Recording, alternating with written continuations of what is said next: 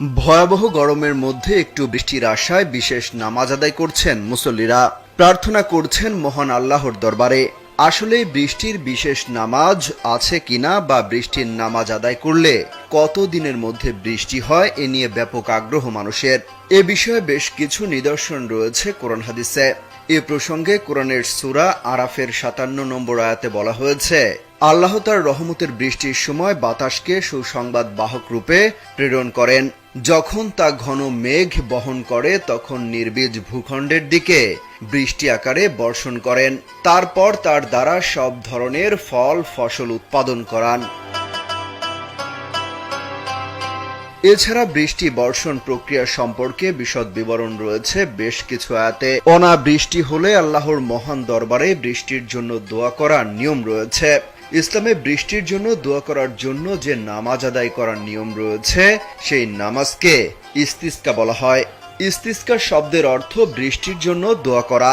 হাদিস শরীফের বিভিন্ন গ্রন্থে ইস্তিসকার নামাজ ও দোয়ার বিস্তর বিবরণ রয়েছে।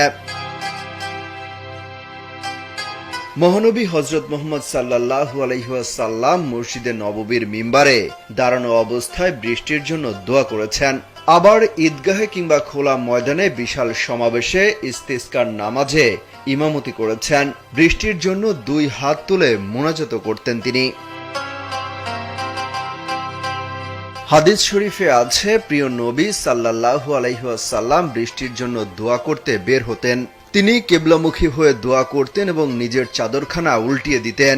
তারপর 2 রাকাত নামাজ আদায় করেন। তিনি উভয় রাকাতে কিরাত পাঠ করতেন সশব্দে।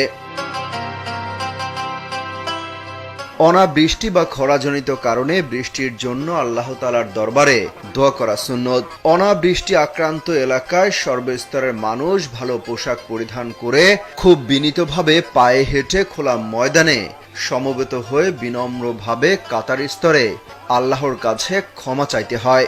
তারপর ইমামের পেছনে 2 রাকাত নামাজ আদায় করতে হয়। এই নামাজে আজান ইকামত কিছুই নেই। ইমাম তার গায়ের চাদর উল্টিয়ে নেবেন, অর্থাৎ চাদরের ডান পাশ বামে এবং বাম পাশ ডানে পরিবর্তন করে কিবলামুখী অবস্থায় হাত উঠিয়ে দোয়া করবেন। এর আগে খুতবা দেবেন। বহু নজির আছে এই নামাজ শেষ হতে না হতে বৃষ্টি বর্ষণ হতে থাকে। যদি না হয় মোট 3 দিন এই নামাজ আদায় করতে হয়।